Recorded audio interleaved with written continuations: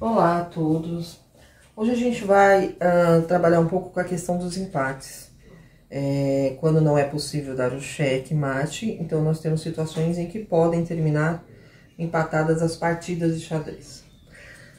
Precisamos entender que essas possibilidades precisam ser bem analisadas e por isso que a gente vai tratar uma a uma. Nós temos, no caso, 5 possibilidades de empate no jogo de xadrez, tá?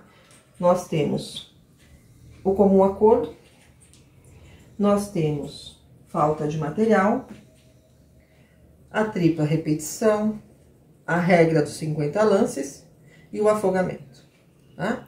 Então, nós vamos começar a analisar o comum acordo. Quando acontece o comum acordo? Em qualquer momento do jogo, não importa, então vamos fazer. Os jogadores estão fazendo a partida, todos os movimentos.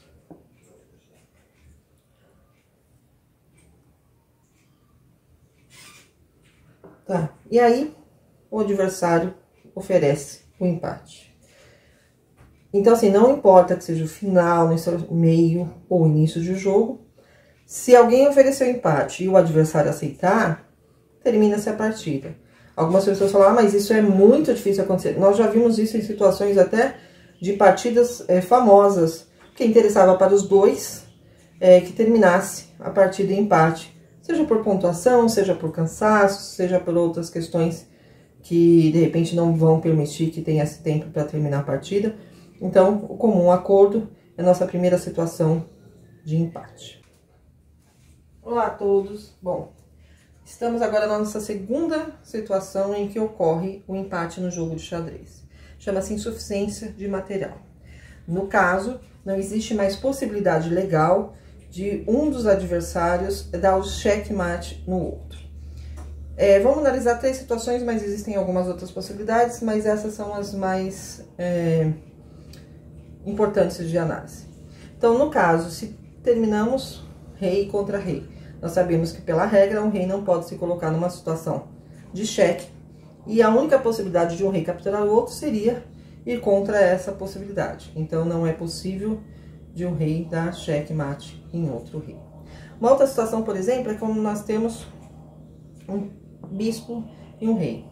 Mesmo que esse rei se aproxime do outro, não existe possibilidade do bispo, né, dar um cheque, a não ser que esse rei se coloque em posição de perder a partida, o que não vai acontecer, a não ser por um deslize, né? Então, não existe possibilidade de um ataque em checkmate a partir disso. Uma outra situação é, por exemplo, se a gente tiver um rei e um cavalo, mesmo que o cavalo se aproxime, né, que é um caso que a gente precisa também sempre relembrar, o rei ele não pode capturar o cavalo, porque senão ele se colocaria em posição de cheque, o que é ilegal. E aí o cavalo, para capturá-lo, teria que se colocar de repente numa posição de ser capturado, ou ele até poderia, né, colocar a situação de um cheque e o rei vir para cá e ele ter que sair.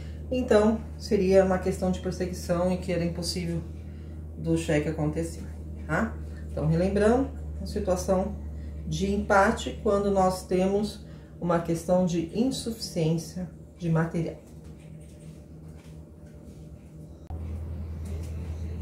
Olá a todos! Bom, agora a gente vai analisar uma outra situação de empate no jogo de xadrez, chamada de tripla repetição. Ela ocorre quando não tem a possibilidade de fazer o checkmate e fica se repetindo a mesma posição, porque o rei tem a maneira de se proteger com a fuga, por exemplo, nesse caso. Essa aqui é uma posição chamada de cheque perpétuo. O que vai acontecer aqui? Vamos observar o momento, por exemplo, das pretas, agora eles que vão jogar, mas vamos colocar que fosse o momento das brancas. Se branca vier pra cá, ela daria checkmate no rei, né? Esse rei preto ele não pode se movimentar pra cá, porque ele estaria em xeque. Não pode se movimentar pra cá, porque ele estaria em xeque. Não pode vir pra cá, automaticamente, porque ele estaria em xeque. E aí, as pretas ficam na seguinte posição. Elas precisam fazer alguma situação em que elas vão proteger o rei e é a vez deles jogarem. Ah, mas ele pode capturar o bispo. Ele não pode, com a dama, capturar o bispo, porque, no caso, o peão iria capturar. Se ele capturar o cavalo, a dama. Se ele capturar o peão, o bispo. Mas ele se encontra nessa posição, como a gente chama de xeque perpétuo, em que ele pode colocar o rei branco em xeque. Então, ele vem pra cá com a dama e coloca o rei em xeque. Aí começa a tripla repetição. Por quê? O rei vai sair do xeque. Não existe outra possibilidade de vir uma peça protegê-lo, porque enquanto isso a dama daria o xeque. A dama vem, coloca. O rei foge. Segunda repetição na mesma posição. O rei vai e a dama vai. Segunda repetição de uma outra mesma posição. O rei volta e a dama vem. A gente caracteriza a terceira repetição da mesma posição, ou seja, um xeque perpétuo, e não é possível terminar com a captura do rei. Então, nós temos um caso de empate. Olá, pessoal. Bom, mais uma situação de empate numa partida de xadrez é quando nós temos, por exemplo, a questão de 50 lances. Deixa eu só voltar com essa peça para cá. Em que nós temos 50 lances sem captura, tá? É muito difícil de ocorrer, mas é possível de ser analisado. Então, vamos colocar, quando a gente tem uma situação em que não é possível captura, ou que a peça vai fazendo lances e fugindo, enquanto não tiver uma captura, a gente vai dizer o seguinte, que nós estamos numa situação de repetição. Então, vamos colocar aqui, agora é a vez das pretas, né? A preta tá aqui com uma situação de ataque à dama, o bispo também. Aí a dama sai da posição de ataque. A gente tem outra posição, vai, isso se mexe. Eu não vou repetir todos, né? Vai tendo. E durante 50 lances, ninguém captura ninguém.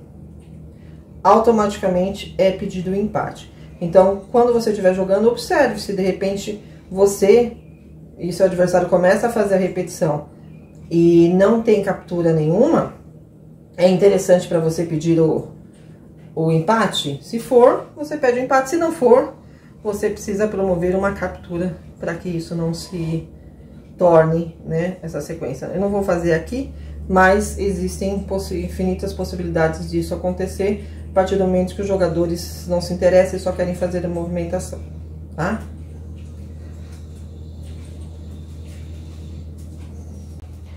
Bom, pessoal, chegamos numa situação de empate por afogamento. Qual é a posição da questão de afogamento? Então, vamos lá, é a vez de branca jogar, a gente está nessa situação, rei no canto, que é onde acontece o afogamento, na impossibilidade dele se movimentar. A dama tá aqui, e a dama, em vez de colocar o rei em xeque, a dama vem e coloca o rei nessa posição. Aí vocês vão falar, mas o rei não está em xeque. É essa a questão do afogamento. O rei não pode estar em xeque-mate. Não pode estar em posição de xeque-mate, né? Não pode estar em xeque. Então, vamos lembrar. O rei não pode estar em xeque quando acontece o afogamento. Nessa posição, se o rei se mexer, que é a vez dele de jogar, se ele vier pra cá, ele se coloca em xeque. Se ele vier pra cá, ele se coloca em xeque. Se ele vier pra cá, ele se coloca em xeque. E ele não é permitido, ele também não vai se colocar em xeque para perder. Então, nesse caso, é um empate. Aí vocês vão falar assim, ah, mas se a dama tivesse vindo pra cá? Aí é uma outra situação, porque ela tá colocando o rei em xeque e o rei obrigatoriamente tem que se mexer, tá?